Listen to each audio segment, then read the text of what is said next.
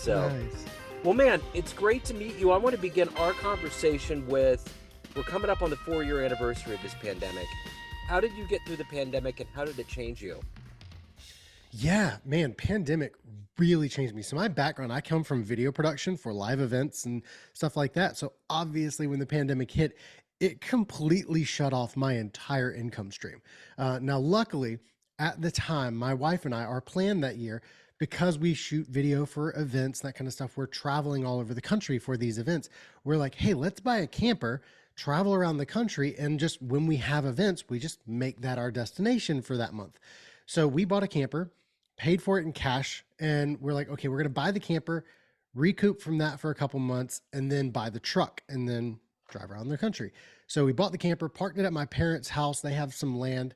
And then the pandemic hit literally like 2 weeks later. So obviously we lost all of our income right there. So luckily we had the camper paid for. We had a place to lay our heads at night, but obviously we were no longer in the position to buy a truck. So we ended up living in that camper for a year and a half, parked on my parents' land. We ran electricity to it and everything. So it had hookups, everything, but it is not what we were aiming to do when we bought that camper. But in that time, going to sleep in a camper, spending all day in the camper, and going back to sleep, it was just day in, day out the same thing because we weren't getting to travel. We didn't have our regular jobs, gigs coming in, because they all like, oh, we'll just push it back a year. At the time I was getting out of wedding videography, but I still had a few booked. That was my last year of it. We had a few booked. They all pushed back another year. So 2020, our income was somewhat okay because all those clients booked in like January, February.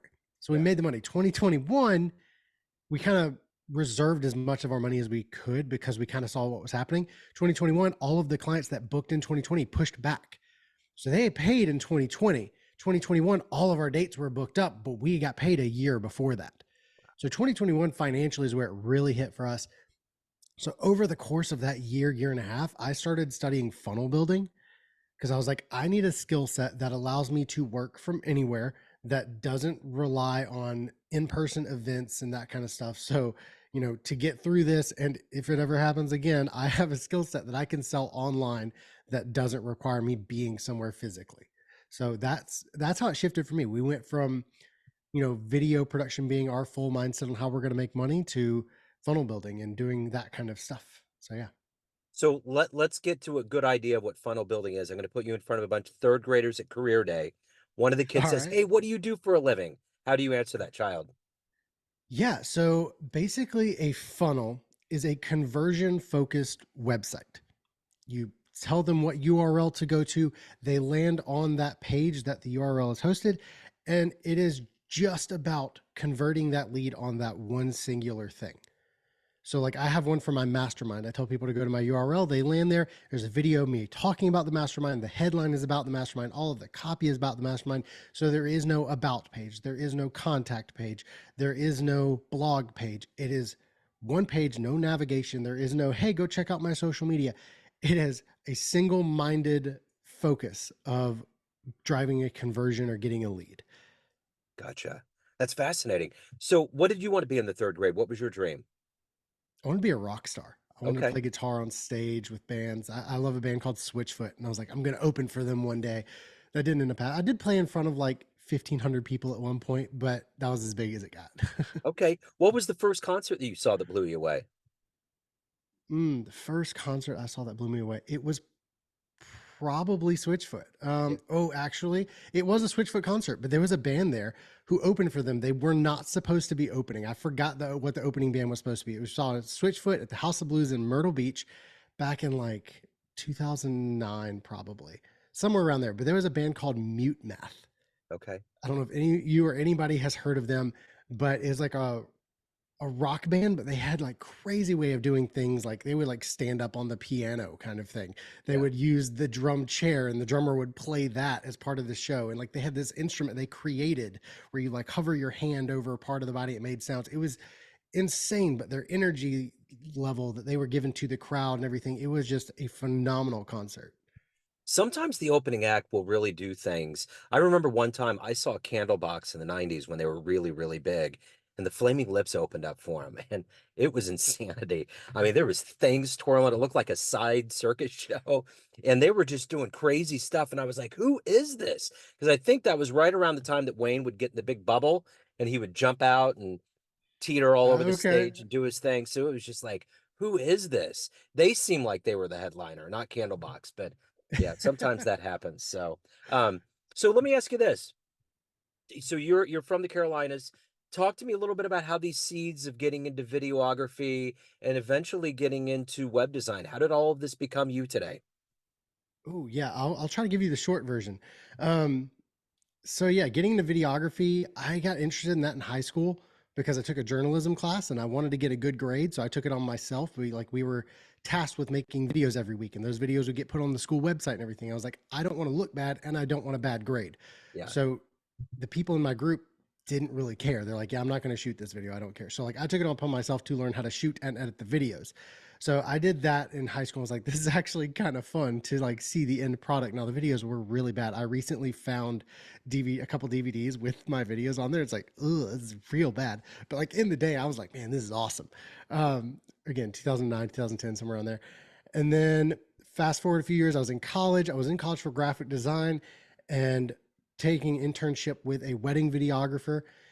Went into wedding videography myself because it was really good money and I was able to create cool videos and learn my video craft while getting paid to do it. It was really cool and giving people great memories, obviously. So I did that for a few years and then I was working at a church right after I graduated college and wasn't making enough money to live near the church. So I was living at my parents' house, driving an hour and a half each way to get to that job. And on those drives, I was listening to a podcast called Entrepreneurs on Fire by John Lee Dumas. I don't know if you know that one or not. Yeah, Seven yeah. days a week podcast. So yeah, I was listening to that and I was like, oh man, I'm so fired up. I want to really do this entrepreneur thing. I was like, but I really want to shoot a video for John Lee Dumas. So I was like following him everywhere online. Anytime he had a webinar or whatever, I was there. One day he hosted a webinar. He was an affiliate for a webinar. He didn't host it. He was an affiliate. He was just there to get the numbers so he could get a commission check basically at the end of it. That's how that works. And so I showed up to this other guy's webinar because John was going to be on the call. John barely spoke. He spoke at the very beginning and then at the very end. And the webinar was selling a course on creating courses. So how to create courses course, kind of meta. But Hmm. I showed up and I was like, I have no reason to buy this. Obviously, I'm not going to buy it. And they were wrapping up and he is entering the sales pitch. And I was like, okay, John's not going to say anything else. And then John chimed in and he's like, hey, the first 10 people that buy, I'm going to give you a 10-minute strategy call. I was like, I have to be one of those 10 people. I didn't have a list, didn't have a following, didn't have a reason to build a course, but I went and ran down there, grabbed my wallet, signed up, got one of the calls. A month later, we had our 10-minute strategy session. In that month, between when I signed up and when we had the call, I built a funnel for John. It was a landing page basically on the back of my website at the time where I shot videos for directly talking to him, had an offer for him, all this kind of cool stuff. Basically saying, hey, can I shoot a video for you at no cost to you? And that ended up working out. He loved it. I flew to Texas where he was keynoting at a conference, shot that. It kind of snowballed from there. Doing more entrepreneurial stuff, more conferences, and then in 2020, like we talked about at the beginning with the pandemic, I learned what funnels actually were and realized, hey, I did that for John Lee Dumas 5 years ago.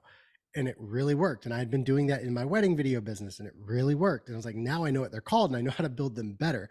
So I started building them for other people and making other people a lot more money too. So that's kind of like the quick rundown of Yeah. how I got started with video to how I got into funnels. It's fascinating. I've seen this approach before and had no idea there was a term and it was an industry trend at all. So, but it's genius because there's so much you got to go through. And sometimes people just want to get right to the heart of the matter. So it makes total sense, you know? Oh, yeah. Funnels are where it's at. Yeah, absolutely. So who's been a hero for you in your life? Ooh, a hero. Do you have a definition of a hero?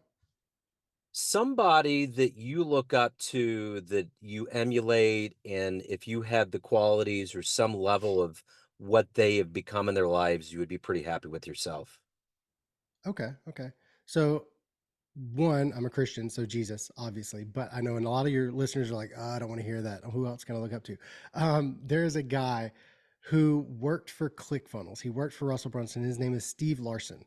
Um, he was Russell Brunson's funnel builder. And then after a few years of building funnels for Russell, he left, started his own business, and now he makes a lot of money with his following, the group that he curated from all of that. And like, he's really good at marketing. He speaks on stage at Funnel Hacking Live, which is a massive marketing conference every year.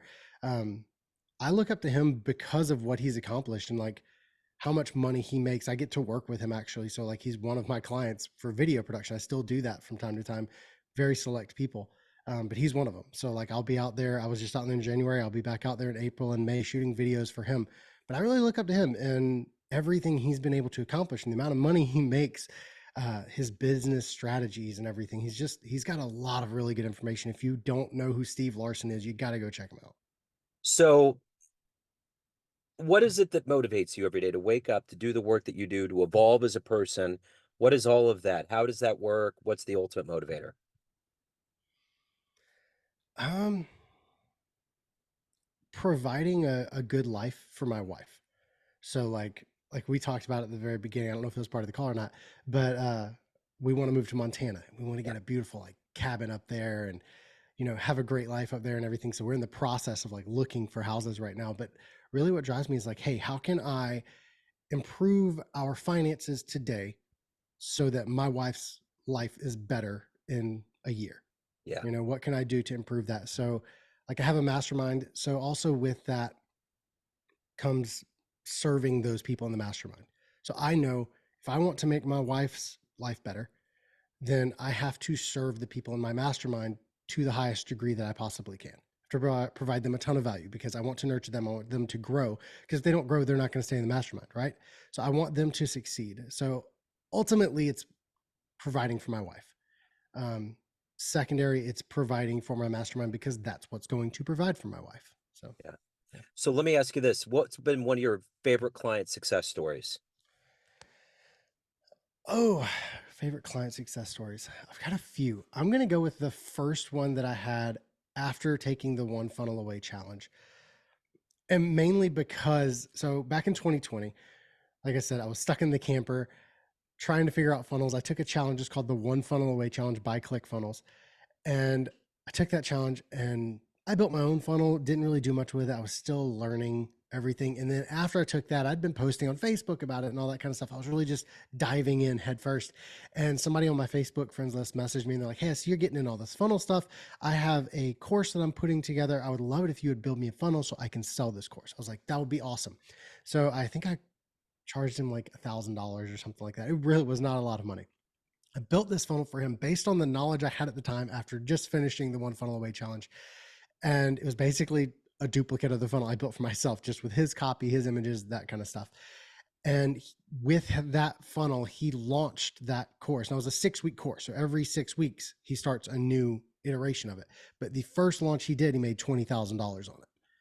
So I was like, oh, this really worked. Like he was able to go from, I have a course that I want to create to me creating a funnel for him. And he just like push out to his list and had enough people to, pay for my services 20 times over on the first launch. Like I said, every 2 months he would relaunch that and make another, few grand on it, 20 grand, 30 grand, 40 grand, that kind of thing as he grew. Wow, that's great. So what's been the best advice you've ever gotten? Ooh, that's a good question. Best advice I've ever gotten. So I was listening to back in the day when I was driving an hour and a half to work every day. And it wasn't directed at me, if that's okay. Like Sure. I was listening to a podcast and got Yeah. advice from it. John Lee Dumas was interviewing, I believe it was either Tony Robbins or the guy who wrote the 4 Hour Work Week. I can't remember his name right now. Yeah, I know what you're talking about. Yeah. Okay, yeah. So it was one of those two. And he said that he was traveling somewhere and he saw this sign and it had the word simplify on it. And he bought the sign and put it over his desk. So now he like sees that every day. So I've been since then, since 2014, I was listening to that, been living by the word simplify, which in my mind, it's I believe he said it in the podcast too, is what can I take away from this situation to make it better instead of what can I add to it? Everybody's always trying to fix a thing. And I was doing graphic design and video at the time. So it's like, instead of trying to say what other graphic element can I add or what other kind of thing can I add into this video, it's like, am I doing too much? Am I overcomplicating? Is there something I can remove that's going to improve the quality?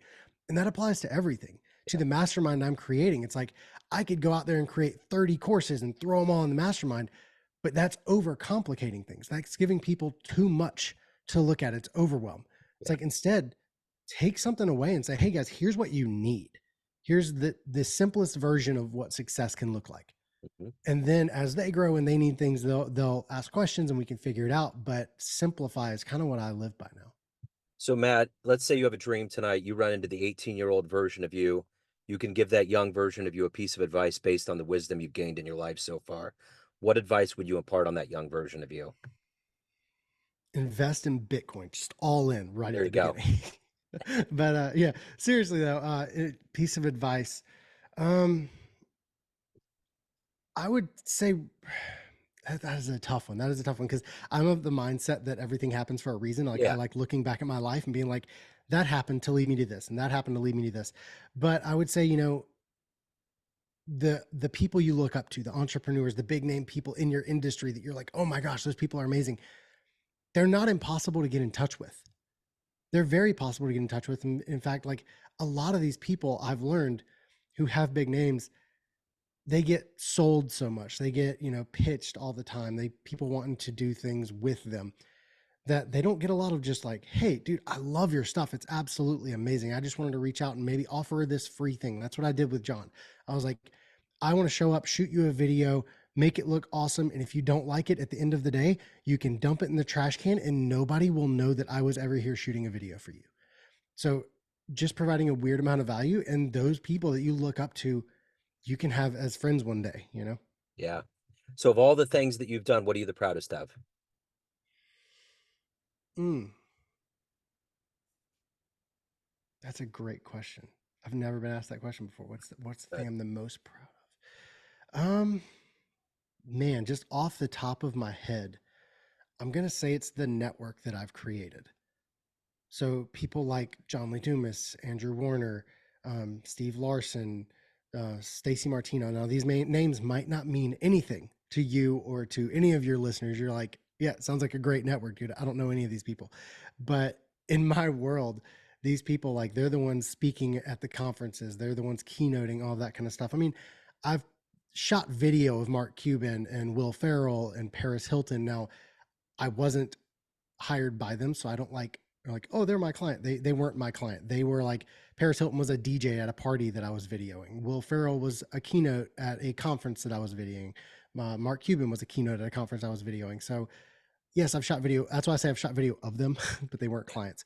But my actual network, like people whose cell phone numbers I have, who like I Vox with them and talk back and forth with them, they're really high level entrepreneurs. Like I've gotten, like what I did for John Lee Dumas, I did for Russell Brunson, Yeah. and it worked. And I was able to talk to Russell Brunson and everything. I've been backstage at Funnel Hacking Live, which again, in my world is like a really hard thing to do unless you're speaking at that conference or Yeah. you're Russell Brunson himself. Yeah. So I would say it's the network that I've created around myself. So at the end of the day, everyone has a perception of you, family, friends, clients, colleagues, but you run the show. What's your perception of you? Who do you think you are? Oh my gosh, this is such a deep podcast, man. Oh Good. man, I love this. My perception of me. Um, I can be. I try to keep it positive because I am my own worst critic at all times. Like probably a lot of your listeners feel the same way. So it's very easy for me to be tough on myself. So it's kind of like a double-edged sword. Like I am really kind, but almost to a fault, to where like I'll go so far and above and beyond to serve people that I forget to take care of myself.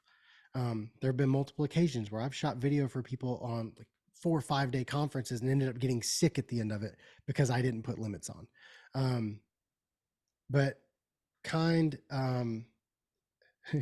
humble, very humble. Sorry. Like I said, trying to brag on myself, trying to give perception of myself. I'm a hard worker. I Yeah. literally day in, day out, I'm working. I take a few hours on Saturday and Sunday, 3 to 4 hours on Saturday, 3 to 4 hours on Sunday to kind of just relax and give myself time for like my guilty pleasures, like playing video games.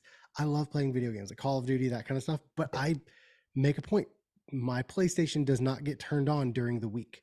Yeah. because I know that I get addicted, and I'll be sitting down there every waking minute that I have that I'm not actually doing something, I'll be playing Call of Duty. So until Saturday, my PlayStation doesn't get turned on. So I'm a hard worker. Um, yeah, I'm a good guy who loves to over deliver for his clients and his friends and family. That's a perfect lead in to the good business. If anyone wants to hire you, learn more about you, reach out. How can they do that? Yeah. So right now, like I said, I took the One Funnel Away challenge back in 2020 and it changed my life. It taught me how to build funnels, all that kind of stuff. It taught me how to create a business, honestly. They just started that back up. ClickFunnels runs it. So it is a 30-day challenge to build a funnel. And I mean, the first few days, it's like creating your business. It's like figuring out your dream customer and all that kind of stuff.